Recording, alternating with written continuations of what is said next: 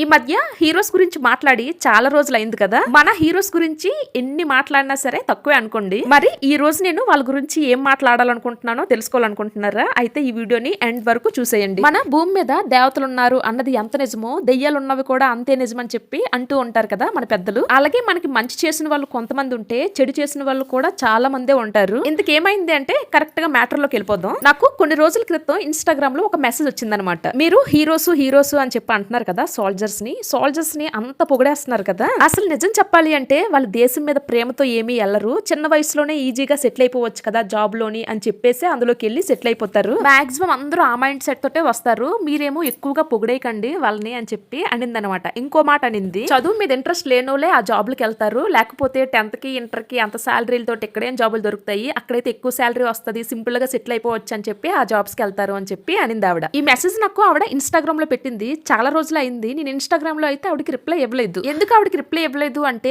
ఇలా అడిగింది కదా ఆవిడ ఒక క్వశ్చన్, దానికి కరెక్ట్ గా వీడియో చేసి సమాధానం చెప్దాము అన్న మైండ్ సెట్ తో నేను ఆవిడకి ఆ ఇన్స్టాగ్రామ్ లో రిప్లై ఇవ్వలేదు అనమాట. ఇలాంటి ఆలోచన ఆవిడకే ఉందో లేకపోతే మీరు వీడియో చూసిన వాళ్ళలో చాలా మందికి ఉందో నాకైతే తెలీదు. ఆవిడ పెట్టిన మెసేజ్ కి ఈ వీడియోలో సింపుల్ గా రిప్లై ఇచ్చేస్తాను, వినండి. మీరు ఏమన్నారండి, చదువు మీద ఇంట్రెస్ట్ లేని వాళ్ళే సోల్జర్స్ అవుతారు అని చెప్పి ఒక స్టేట్మెంట్ పాస్ చేశారు కదా. ఇంకోటి ఏంటి, చిన్న వయసులోనే జాబ్ చేసి డబ్బులు సంపాదించేయాలి అని చెప్పి చూస్తారు, ఆ మైండ్ సెట్ తో ఉంటారు, దేశం మీద ప్రేమ ఉండదు అని చెప్పి ఇంకోటి స్టేట్మెంట్ కూడా పాస్ చేశారు కదా. ఈ రెండిట్లకి సమాధానం చెప్తాను, చెవులు రెండు దగ్గర పెట్టుకుని వినమ్మా నువ్వు. సోల్జర్ కి జాబ్ లోకి వెళ్ళడానికి ఎంట్రన్స్ ఏజ్ ఒకటి ఉంటది కదా, అది 18 సంవత్సరాలు అనమాట. 18 సంవత్సరాలకి వీళ్ళు క్వాలిఫికేషన్ ఎంత ఉంటదండి, మహా అయితే 10th లేకపోతే ఇంటర్. ఆ ఏజ్ కి వాళ్ళకి ఆ క్వాలిఫికేషన్ చాలా ఎక్కువ. నువ్వు అంటున్నట్టు ఆ ఏజ్ కి డిగ్రీలు పీజీలు చేసిలేరు కదమ్మా, ఆ ఏజ్ కి అంతవరకే చదవగలరు. నువ్వు ఒక మాట అన్నావు కదా, చదవడం చేత కానోళ్ళే సోల్జర్స్ అవుతారు అని చెప్పి. 10th ఫెయిల్ అయిన వాళ్ళనో లేకపోతే ఇంటర్ ఫెయిల్ అయిన వాళ్ళనో ఊరి మీద తిరిగిన వాళ్ళనో సోల్జర్స్ గా మేము జాయిన్ చేసుకుంటాం రండి అని చెప్పి ఎక్కడా చెప్పలేదు కదా. 18 years కల్లా నీ క్వాలిఫికేషన్ కంప్లీట్ చేసి ఉండాలి, గ్రౌండ్ లో నీ పర్ఫార్మెన్స్ బాగుండాలి, నీ హైట్ ఎంత ఉండాలి, నీ వెయిట్ ఎంత ఉండాలి, నీకు ఒక టైం సెన్స్ ఉండాలి, డిసిప్లిన్ ఉండాలి, అంతకు మించి ఈ దేశం కోసం ప్రాణం పెట్టి పనిచేసే అంత సత్తా నీ దగ్గర ఉండాలి. ఇవన్నీ నీలో ఉంటేనే ఒక సోల్జర్ కి నువ్వు ఎలిజిబుల్ అవుతావు అనమాట. వాళ్ళు 18 సంవత్సరాలకి వాళ్ళ ఏజ్ కి మించి సోల్జర్స్ అవ్వాలని చెప్పి రాత్రి పగలు ఎంత కష్టపడతారో తెలుసా. రన్నింగ్ చేసి చేసి చేసి గ్రౌండ్ లోనే ప్రాణాలు వదిలిసిన వాళ్ళు ఎంతమంది ఉన్నారో తెలుసా మీకు. గవర్నమెంట్ జాబ్ ఎవ్వరికి అంత ఈజీగా రాదండి, అందులో కూడా సోల్జర్ అవ్వడం అంత ఈజీ అయితే కాదండి. చాలా మంది ఈ జాబ్ కి సెలెక్ట్ అయిన తర్వాత కూడా ట్రైనింగ్ చేయలేక పారిపోయిన వాళ్ళు ఎంత మంది ఉన్నారో తెలుసా మీకు. ఇంకో మాట అన్నావు కదా, చిన్న ఏజ్ లో సెటిల్ అయిపోవడానికే సోల్జర్స్ అవుతారు అని చెప్పి. అసలు వాళ్ళ శాలరీస్ గురించి తెలుసా నీకు, వాళ్ళు ఎంత కష్టం పడుతున్నారో తెలుసా నీకు. వాళ్ళు పడిన కష్టానికైతే వీళ్ళు ఇచ్చిన శాలరీ అస్సలు సరిపోదని చెప్తాను నేనైతే. కానీ ఏ రోజు కూడా మన హీరోస్ బయటకు వచ్చి మేము ఇంత కష్టపడుతున్నాం దేశం కోసం, మా ప్రాణం పెట్టి మరీ పనిచేస్తున్నాం, మాకు ఇంత జీతాలు ఇస్తున్నారని చెప్పి రోడ్డు మీద ధర్నాలు చేయడం కానీ, లేకపోతే న్యూస్ ఛానల్స్ వాళ్ళందరినీ పిలిచి ప్రెస్ మీటింగ్ పట్టడం కానీ చూసారా మీరు. చాలా వీడియోస్ లో నేను చెప్పాను, మళ్ళీ చెప్తున్నాను, సోల్జర్స్ అయితే జీతం కోసం పని చేయరండి, వీళ్ళు పని చేసిన దానికే వాళ్ళు జీతం ఇస్తారనమాట. వాళ్ళ క్వాలిఫికేషన్ తో వాళ్ళని నువ్వు కంపేర్ చేసావు కదా, వాళ్ళు జాబ్ లోకి వచ్చిన తర్వాత ఎంత మెచ్యూరిటీగా ఉంటారు తెలుసా నీకు. వాళ్ళకున్న తెలివితేటలకి, వాళ్ళకున్న డిసిప్లిన్ కి, వాళ్ళకున్న మంచితనానికి వేరే వాళ్ళు ఎవరు వాళ్ళ ముందు సరిపోరు తెలుసా నీకు. వాళ్ళు వచ్చింది దేశానికి సేవ చేద్దామని చెప్పి. నీకు విషయం తెలుసా, నీకు తెలియదేమో, నేను చెప్తాను విను. దగ్గర నుంచి నేను చూసి వీళ్ళు ఏం చేస్తున్నారో అదంతా ఎక్స్పీరియన్స్ చేసిన తర్వాత చెప్తున్నాను ఈ మాట. మనకి మన శత్రువులకి మధ్యలో వీళ్ళు నిల్చుంటున్నారు అనమాట. అండగా వాళ్ళ ప్రాణాలని పణంగా మన కోసం పెట్టి, మన దేశం కోసం పెట్టి వీళ్ళు మధ్యలో నిల్చుంటున్నారు. వాళ్ళని మన దగ్గరికి రానివ్వకుండా వీళ్ళు కాపలా కాస్తున్నారు అనమాట మన దేశానికి. మనకి యుద్ధం వచ్చినప్పుడు వాళ్ళ ప్రాణాలని లెక్క చేయకుండా వాళ్ళ ప్రాణాలని మన కోసం పణంగా పెట్టి యుద్ధం బరిలో దిగుతున్నారు. అలాంటి వాళ్ళకి నువ్వు శాలరీ అని, ఎడ్యుకేషన్ అని, ఇదని, క్వాలిఫికేషన్ అని, అలా అని, ఇలా అని, ఇవన్నిటితో వాళ్ళకు నువ్వు ఎలా కంపేర్ చేయగలుగుతున్నావో నాకు అర్థం అవ్వట్లేదు. ఒక్క మాట అడుగుతాను, సూటిగా సమాధానం చెప్పండి. గుండెల నిండా దేశభక్తి ఉంటేనే మీరు దేశానికి సేవ చేయగలరా, లేకపోతే పలానా ఈ క్వాలిఫికేషన్ చదివితేనే మీరు దేశానికి సేవ చేయగలరు అని చెప్పుంటారు. వీళ్ళు పెళ్ళాన్ని, పిల్లల్ని, లైఫ్ ని, గోల్స్ ని, ఎంజాయ్మెంట్ ని, ఇవన్నిటిని పక్కన పెట్టేసి దేశం కోసం 18 సంవత్సరాల నుంచి పోరాడుతున్న వీరులమ్మ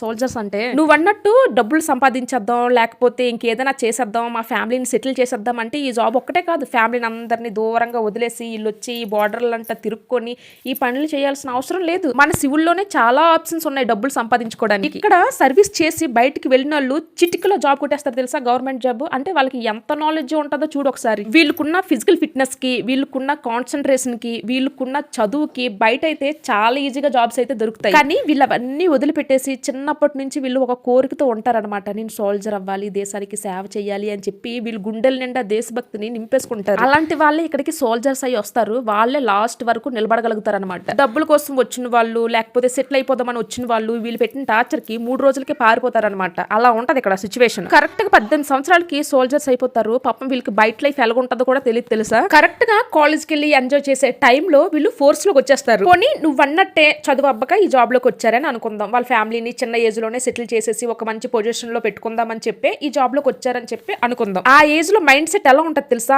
ఈ అమ్మాయిని లవ్ చేద్దాం, లేకపోతే అక్కడికి వెళ్దాం, ఇక్కడికి వెళ్దాం, సినిమాలకి వెళ్దాం, షికార్లకి వెళ్దాం, బీచ్లకి వెళ్దాం, ఇలాగే వెళ్దాం, అలాగే వెళ్దాం అని చెప్పి ఆ థాట్ నుంచి వీళ్ళు మైండ్ ని డైవర్ట్ చేసుకుని ఫ్యామిలీ గురించి ఆలోచించి ఫ్యామిలీని మంచి పొజిషన్ లో పెడదాం, ఫ్యామిలీని మంచిగా సెటిల్ చేద్దాం, లేకపోతే నేను మంచిగా సెటిల్ అవ్వాలి, నాకు ఒక మంచి రెస్పెక్ట్ కావాలి అని చెప్పి వాళ్ళ ఎంజాయ్మెంట్ అంతటిని వదిలేసి ఫ్యామిలీ అనే బాధ్యతని, ఫ్యామిలీ అని చెప్పి ఒక రెస్పాన్సిబిలిటీని వాళ్ళ భుజాల మీద చిన్నప్పటి నుంచే మోస్తారనమాట సోల్జర్స్. వాళ్ళు ఇలా ఆలోచించే రావచ్చు ఫోర్స్ లోకి. కాకపోతే ఫోర్స్ లోకి వచ్చిన తర్వాత వాళ్ళ అమ్మ నాన్న అందరికన్నా ఫస్ట్ ఇంపార్టెన్స్ ఎవరికి ఇస్తారు తెలుసా. దేశం కోసం. వార్ జరిగినప్పుడే తీసుకుందాం. అమ్మ నాన్న అక్క చెల్లి తమ్ముడు పెళ్ళం పిల్లలు ఎవ్వరు గుర్తురాదు తెలుసా. ఓన్లీ వాళ్ళకి దేశమే గుర్తు వస్తుంది. వాళ్ళ ముందు ఎనిమియే కనిపిస్తాడు, ఇంకేవి కనిపించవు వాళ్ళకి. అంత చిన్న ఏజ్ లో అంత పెద్ద మెచ్యూరిటీ ఏ క్వాలిఫికేషన్ చేస్తే వస్తా చెప్పండి నాకు. నేను లాస్ట్ లో ఒక మాట చెప్పగలను. సోల్జర్స్ గురించి నెగిటివ్ గా మాట్లాడే రైట్ మనకు అసలు లేనే లేదు. ఒకవేళ అలా మాట్లాడితే కనుక మనంత పనికి మాలినోళ్ళు, మనంత నీచమైనోళ్ళు ఇంకెవ్వరు ఉండరు తెలుసా. ఒక సామెత ఉంటది, అమ్మ పాలు తాగి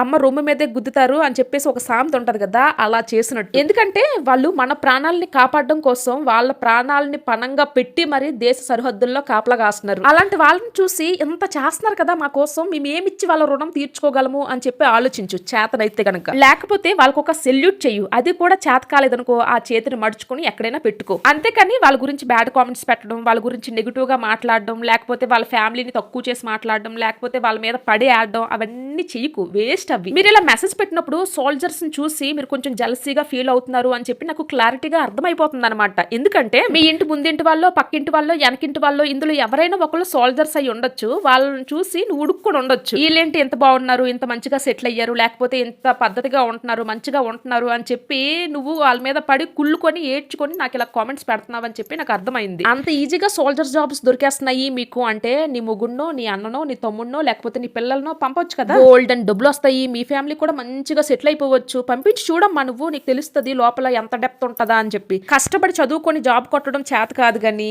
ఇలాగా జాబ్ కొట్టిన వాళ్ళ మీద, కష్టపడి ఉన్న వాళ్ళ మీద పడి ఆడడం అయితే చాలా ఈజీ. ఒకసారి మీ ఊర్లో కానీ మీ పక్క ఊర్లో కానీ ఎక్కడైనా ఒక పెద్ద గ్రౌండ్ ఉంటది కదా, అక్కడికి వెళ్ళి చూడు ఎంత మంది గ్రౌండ్ లో ప్రాక్టీస్ చేస్తూ ఉంటారు సోల్జర్స్ అవుదామని చెప్పి. అంత కష్టపడి రాత్రి పగలు తిండి తిప్పలు మానేసి చదువుకొని, లేకపోతే ఎగ్జామ్ కి ప్రిపేర్ అయ్యి గ్రౌండ్ లోని కింద మీద దొర్లి ఆ ఈవెంట్స్ కి ప్రిపేర్ అయ్యి లాస్ట్ కి ఒక జాబ్ కొడితే అలాంటి వాళ్ళందరినీ ఎలా తీసి పడేసావు. వీళ్ళేమో చిన్న ఏజ్ లో సెటిల్ అయిపోదామని జాబ్ కి ఎంచుకున్నారు.